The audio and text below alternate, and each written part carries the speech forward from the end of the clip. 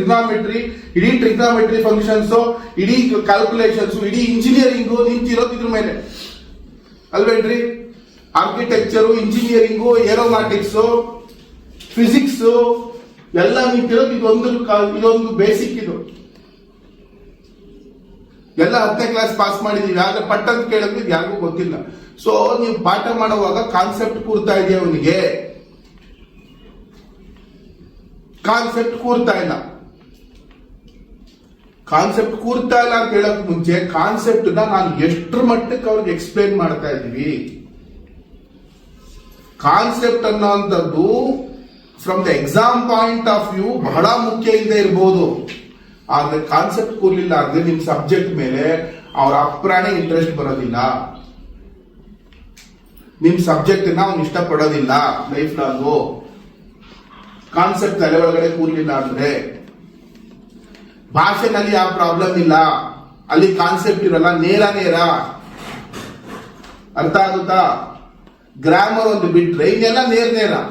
Social ಅಲ್ಲೂ ನೇರ, ಹಿಸ್ಟ್ರಿನಲ್ಲಿ ನೇರ, ಜಾಗ್ರಫಿಯಲ್ಲಿ ಕಥೆ ಇದ್ದಂಗ ಅದು. ಆಯ್ತೇನ್ರಿ? ಇಲ್ಲಿ ನೀವು ಕಾನ್ಸೆಪ್ಟ್ ಚಿಕ್ಕ ವಯಸ್ಸಿಂದ ಕೂರಿಸಿಲ್ಲ ಅಂತಂದ್ರೆ ಬ್ಯಾಕ್ ಲಿಂಕ್ ಅಲ್ಲಿ ಕೊಡ್ಬೇಕಾಗಿ ಬರುತ್ತೆ, ಅಲ್ಲಿ ನಿಮ್ ಟೀಚಿಂಗ್ ಎಫೆಕ್ಟಿವ್ ಆಗುತ್ತೆ. ಈ ಕಾನ್ಸೆಪ್ಟ್ ಮಗ ನೀವು ಯಾವಾಗ ಓದಿದ್ರಿ? 8ನೇ ಕ್ಲಾಸಲ್ಲಿ ಇದು ಬಂದಿದೆ ನಿಮಗೆ. ಇದು ನೀವು ಮುಂಚೆ ಯಾವಾಗ ಓದಿದ್ರಿ? 5ನೇ ಕ್ಲಾಸಲ್ಲಿ ಇಷ್ಟು ಓದಿದ್ರಿ, ಇದನ್ನ 6ನೇ ಕ್ಲಾಸಲ್ಲಿ ಇಷ್ಟು ಓದಿದ್ರಿ. ನಿಮ್ಗೆ ಲಿಂಕ್ ಮಾಡಕ್ ಗೊತ್ತಿಲ್ಲ ಅಂತಂದ್ರೆ ಅವ್ನು ಹಿಂದೆ ಓದ್ಕೊಂಡ್ ಬಂದಿದ್ದು ಅಪ್ಪಿತಪ್ಪಿ ಅವ್ನ ತಲೆನ ಅವ್ನು ಸ್ವಲ್ಪ ಅಲ್ಪ ಇದ್ರು, ಅದ್ರ ಯೂಸನ್ನು ನೀವು ತಗೋತಾ ಇಲ್ಲ. ನೀವು ಹೊಸದಾಗಿ ಸಂಪೂರ್ಣವಾಗಿ ಕಲಿಸ್ತಾ ಇಲ್ಲ, ಹಳೇದು ಏನ್ ಕಲ್ತ್ಕೊಂಡ್ ಬಂದಿದ್ದಾನೆ ಅದನ್ನು ನೀವು ಯೂಸ್ ತಗೋತಾ ಇಲ್ಲ. ಸೊ ಸಬ್ಜೆಕ್ಟ್ ನಿಮ್ಗೆ ಎಕ್ಸ್ಪರ್ಟೈಸ್ ಇರಬೇಕು. ಬೈ ಚಾನ್ಸ್ ನಿಮ್ಮ ಸಬ್ಜೆಕ್ಟ್ ಎಕ್ಸ್ಪರ್ಟೈಸ್ ಬಂದ್ರೆ ಹೆಂಗ್ ಬರುತ್ತೆ ನಿಮ್ಗೆ ಸಬ್ಜೆಕ್ಟ್ ಎಕ್ಸ್ಪರ್ಟೈಸ್? ನೀವೇ ಎಕ್ಸ್ಪರ್ಟ್, ಸಬ್ಜೆಕ್ಟ್ ಎಕ್ಸ್ಪರ್ಟ್ ಅಲ್ಲ, ಹೆಂಗ್ ಬರ್ತದೆ? ಹೆಂಗ್ ಬರುತ್ತೆ? ನಿಮ್ಮ ಥರೋ ಸ್ಟಡಿ ಮಾಡಬೇಕು. ನೀವು ಸ್ಟಡಿ ಮಾಡಿದ್ರ ಬಗ್ಗೆ ಒಂದು ಥರೋ ಸ್ಟಡಿ ಮಟೀರಿಯಲ್ ಮಾಡ್ಕೋಬೇಕು. ನಿಮ್ಮ ಮೆಟೀರಿಯಲ್ ನಿಮ್ ಸ್ಟ್ರೆಂತ್ ಯಾವುದು ಇರಬಾರ್ದು. ನನ್ನ ಮೊಬೈಲಿಗೆ ಬಂತು, ನನಗೆ ಡಿಪಾರ್ಟ್ಮೆಂಟ್ ಇಂದ ಬಂತು ಶಾರ್ಟ್ ಕ್ವಶನ್ಸ್. ಎಷ್ಟು ಜನ 10ನೇ ಕ್ಲಾಸಲ್ಲಿ ಟೀಚ್ ಮಾಡ್ತಾ ಇರೋರು ಕಳೆದ 5 ವರ್ಷ 6 ವರ್ಷದ ಕ್ವಶನ್ ಪೇಪರ್ ಗಳನ್ನ ಕೆದಕಿ ಹುಡುಕಿ ಕಾಮನ್ ಕ್ವಶನ್ ಗಳನ್ನ ಲೊಕೇಟ್ ಮಾಡ್ಕೊಂಡಿದ್ದೀರಾ?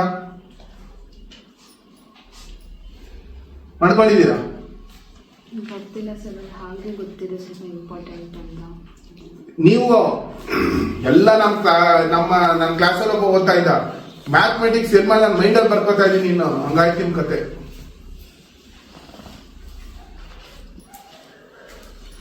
ನಿಮ್ಮ material it should consist your ಅದಕ್ಕೆ ಒಂದು ಸ್ಕೆಚ್, ನಿಮ್ಗೆ ರೂಟ್ ಮ್ಯಾಪ್ ಕೊಡ್ಬೇಕದು, ಮ್ಯಾಪಿಂಗ್ ಇಟ್ಕೋಬೇಕು.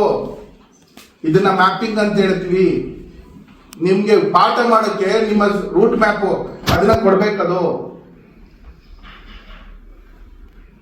ನೀವು ಪಾಠ ಮಾಡಿ ಮಾಡಿ ಮಾಡಿ ಮಾಡಿ ನಿಮ್ ಕರಿಯರ್ ಅಲ್ಲಿ ಈಗ ಒಂದು 20-25 ವರ್ಷ ಮೈಂಡ್ ಅಲ್ಲಿ ಕಂಪ್ಲೀಟ್ ಕೂತೋಗ್ಬಿಟ್ಟಿದೆ. ಅದು ಬೇಡದೆ ಇರ್ಬೋದು ನಿಮ್ ಮಟೀರಿಯಲ್. ಎಷ್ಟು ಎಕ್ಸ್ಪೀರಿಯನ್ಸ್? 10 ವರ್ಷ ಆದ್ರೂ ಮ್ಯಾಪಿಂಗ್ ಇಲ್ಲದೆ ಬರೋದ್ರಿ ಪಾಠ. ಈಗ 15 ವರ್ಷ ಆದ್ರೂ ಬರೋದಿಲ್ಲ, ಯಾವ್ದೋ ಮಿಸ್ ಆಗುತ್ತೆ. ಕಾನ್ಸೆಪ್ಟ್ ಕೂರಿಸಿದೀರಾ ಅಂತಾನೆ ಇಟ್ಕೊಳ್ಳೋಣ. ಬೇಸಿಕ್ ಅವನು ಗೊತ್ತಿದೆ ಗೊತ್ತು ಮಾಡ್ಕೊಳ್ಳಿಲ್ಲ ಅಂತ ಡೇ 1 ಕಂಡು ಹಿಡ್ಕೋಬೇಕು ನೀವು. ಸೋಷಿಯಲ್ ಅವರು ಫಸ್ಟ್ ಅವ್ರ ಹತ್ರ ಒಂದು 10 ಲೈನ್ ಬರ್ಸಿಲ್ಲ, ಸೈನ್ಸ್ ಅವರು ಒಂದು 10 ಲೈನ್ ಬರ್ಸ್ಬಿಟ್ಟೆ ಇಷ್ಟೇ ನೀವು ಕಂಡು ಹಿಡ್ಕೊಂಡಿಲ್ಲ ಅಂತ ಹೇಳಿದ್ರೆ ಹೆಂಗೆ ನಾಳೆ ನೀವು ಅವ್ನು ಹೆಂಗ್ ಕ್ಯಾಚ್ ಮಾಡ್ತೀರಾ? ನೀವ್ ಹೇಳಿದೀನಿ ಬರೆಯಲ್ಲ ಅವನು ಎಲ್ಲೂ.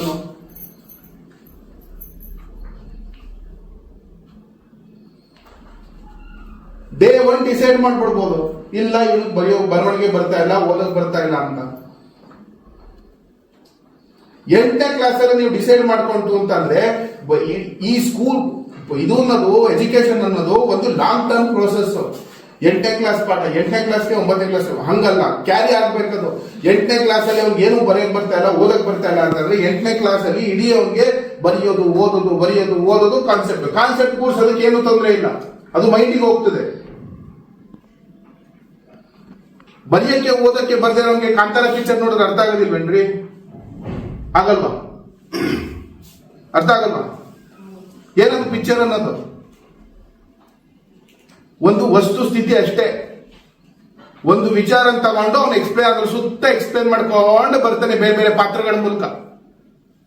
ಹೌದಾ ಇಲ್ವೋ? ಓದಕ್ಕೆ ಬರೆಯಕ್ಕೆ ಬರಲ್ಲ. ಗ್ಯಾರೇಜ್ ತಗೊಂಡು ಹೋಗ್ಬಿಟ್ಟು ಕೊಟ್ರೆ ಅವನು ರಿಪೇರಿ ಮಾಡ್ಕೊಡೋದಿಲ್ವೇನ್ರಿ ಗಾಡಿನ? ಹೆಂಗ್ ಗೊತ್ತಾಯ್ತು ಅವ್ನು mechanical parts? He understands that concept. Repair ಅನ್ನೋ ಕಾನ್ಸೆಪ್ಟ್ ಅನ್ನು ಗೊತ್ತು. ಅರ್ಥ ಆಯ್ತಾ? ನೀವು ಕಾನ್ಸೆಪ್ಟ್ ನ ಕೂರಿಸ್ಬೇಕು. ಜೊತೆಗೆ ಅವನಿಗೆ ಕಾನ್ಸ್ಟೆಂಟ್ ಆಗಿ ನಿಮ್ಮ ಸಬ್ಜೆಕ್ಟ್ ಸಂಬಂಧಪಡದೆ ಹೋದ್ರು ಅಭಿವ್ಯಕ್ತಿ, ಸೈಂಟಿಫಿಕ್ ಎಕ್ಸ್ಪ್ರೆಷನ್ ಬೇರೆ, ಲ್ಯಾಂಗ್ವೇಜ್ ಎಕ್ಸ್ಪ್ರೆಷನ್ ಬೇರೆ, ಅಭಿವ್ಯಕ್ತಿನ ಬಲಪಡಿಸ್ತಾ ಹೋಗ್ಬೇಕು. ಅಲ್ಲಿಂದ ಇಲ್ಲಿಗೆ ಇಳಿಸುವುದರಲ್ಲಿ ಏನು ಯೂಸ್ ಇಲ್ಲ.